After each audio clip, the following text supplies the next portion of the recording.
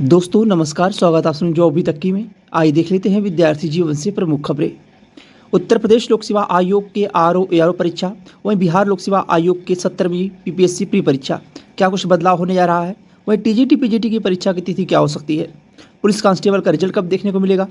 और लास्ट में बात करेंगे अधीनस्थ सेवा चयन आयोग के 1262 पदों पर जूनियर असिस्टेंट की टाइपिंग की नोटिस कब देखने को मिलेगी और परीक्षाओं की नोटिस अधीनस्थ सेवा चयन आयोग कब जारी करेगा।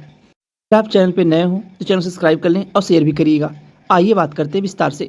उत्तर प्रदेश लोक सेवा आयोग के पीसीएस और आरओ परीक्षा को लेकर स्थिति अब साफ हो गई है। पीसीएस परीक्षा को लेकर कि दिसंबर माह में परीक्षा अब नहीं कराई जाएगी। अब परीक्षा दिसंबर माह से भी पोस्टपोन करके आगे की कोई नई तिथि लोक सेवा आयोग जारी करेगा दीपावली के बाद, यानी कि 5 से 6 नवंबर के बीच में आपको नोटिस देखने को मिलेगी कि अपरिहार्य कारणवश पीसीएस की परीक्षा को पोस्टपोन कर दिया गया है। अब यह परीक्षा मार्च में होगी या अप्रैल में होगी, कब होगी ये क्लियर नहीं है। और जो जानकारियाँ मिली हैं कि अप्रैल माह में परीक्षा जा सकती है और एक दिन में एक सीट में परीक्षा कराई जाएगी। लेकिन आरओ एआरओ की परीक्षा अभी आयोग क्लियर नहीं किया कि परीक्षा एक दिन में होगी या 2 दिन में होगी। इसके पहले जो नोटिस जारी की गई थी कि परीक्षा जीएस और हिंदी का पेपर मर्ज कर दिया जाएगा, लेकिन ये कहीं नहीं लिखा था कि परीक्षा 2 दिन में और 3 सीट में कराई जाएगी। आयोग की तैयारियाँ चल रही हैं। आरओ एआरओ परीक्षा में 11 लाख आवेदन हुए हैं इस परीक्षा को 2 दिन में और 3 सीट में कराने को लेकर, और छात्र इसमें विरोध भी कर रहे हैं। अब बहुत जल्द छात्र लोक सेवा आयोग का घेराव भी करने जा रहे हैं कि परीक्षा 1 से 2 माह अगर आगे चली जाती है तो उससे कोई भी प्रॉब्लम नहीं है। छात्रों की मांग है कि परीक्षा को 1 दिन में और 1 सीट में कराई जाए, अन्यथा यह भर्ती भी आगे चल के विवादित हो सकती है। देखने वाली बात होगी कि लोक सेवा आयोग दीपावली के बाद पीसीएस की परीक्षा और आरओ एआरओ परीक्षा को लेकर स्थिति साफ कर देता है। परीक्षा कब होगी, क्या नई तिथि होगी, या आरओ एआरओ की परीक्षा 1 दिन में 1 सीट में कराता है। अब दीपावली के बाद अगर नोटिस जारी हो जाती है तो छात्र आयोग का घेराव नहीं करेंगे, और अगर आरओ एआरओ परीक्षा को लेकर स्थिति साफ नहीं होती है तो लोक सेवा आयोग छात्र आरओ एआरओ परीक्षा को 1 दिन में 1 सीट में मांग करने के लिए बहुत जल्द घेराव करने जा रहे हैं बड़ी संख्या में। जिस तरह से इसके पहले आप लोग देखे होंगे आरओ एआरओ परीक्षा की पेपर लीक का मामला सामने आने की वजह से छात्र घेराव किए थे बड़ी संख्या में, उसी तरह से फिर एक बार दोबारा लोक सेवा आयोग छात्र जा रहे हैं 1 दिन में और 1 सीट में परीक्षा की मांग के लिए।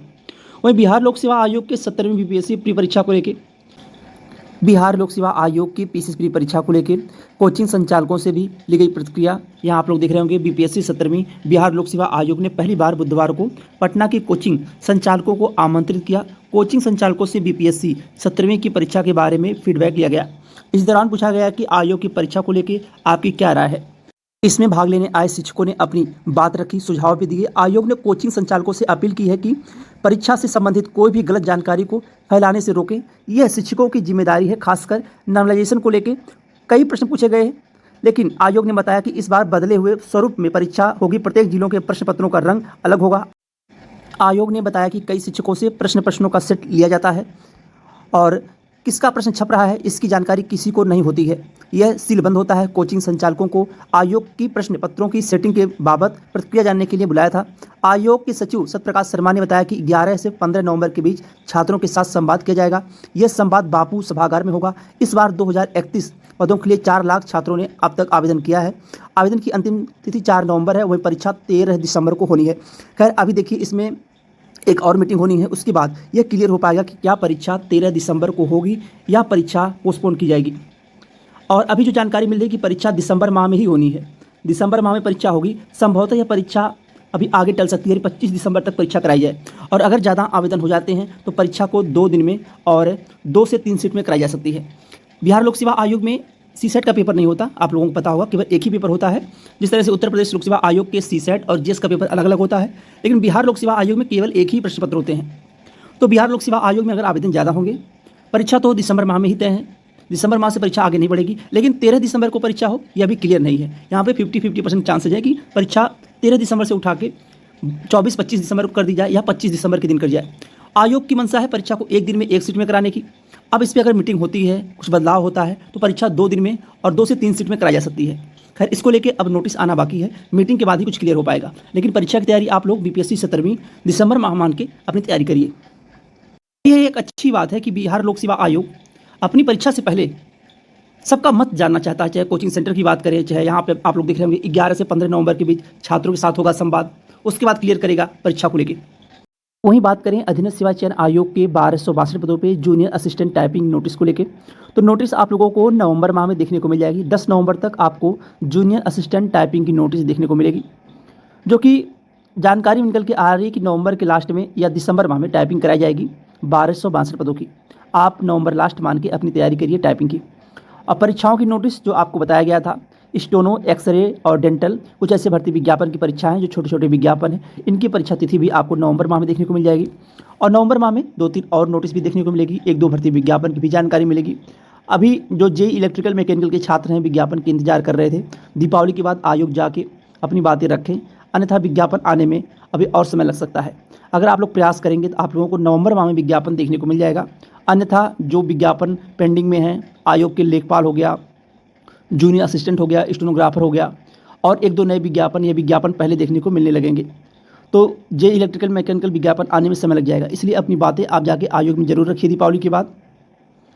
बाकी जैसे भी अपडेट निकल के आएगी अधीनस्थ सेवा चयन आयोग के भर्ती विज्ञापन और परीक्षाओं को लेकर आपको इस चैनल के माध्यम से देखने को मिलेगा। टीजीटी पीजीटी परीक्षा के लिए 13,19,000 अभ्यर्थी आवेदन किए हैं। प्रश्न पत्रों की सुरक्षा को ध्यान में रखकर करना होगा परीक्षा केंद्रों का निर्धारण। नवगठित उत्तर प्रदेश शिक्षा सेवा चयन आयोग की परीक्षाओं के आयोजन में भी केंद्र निर्धारण का पेच फंसेगा। अब इस परीक्षा में देखिए, पहली जो परीक्षा होने वाली है नए शिक्षा सेवा चयन आयोग से, वह असिस्टेंट प्रोफेसर की परीक्षा है। उसके बाद यूपीटीईटी का विज्ञापन आपको देखने को मिलेगा। यूपीटीईटी के विज्ञापन आने के बाद टीजीटी पीजीटी की परीक्षा। तो यह मान के चलिए अब परीक्षा आप लोगों की टीजीटी पीजीटी की परीक्षा हो, चाहे असिस्टेंट प्रोफेसर की परीक्षा हो, यह परीक्षाएं अब आप लोगों को अप्रैल और मई माह में देखने को मिलेगी। और जो जानकारी निकल के यह भी आ रही है कि अब परीक्षा तिथि भी नया शिक्षा सेवा चयन आयोग जारी कर सकता है, लेकिन लोक सेवा आयोग की परीक्षा तिथि आने के बाद ही शिक्षा सेवा चयन आयोग अपनी परीक्षा तिथि जारी करेगा कि दोनों परीक्षाएं टकराए ना आपस में।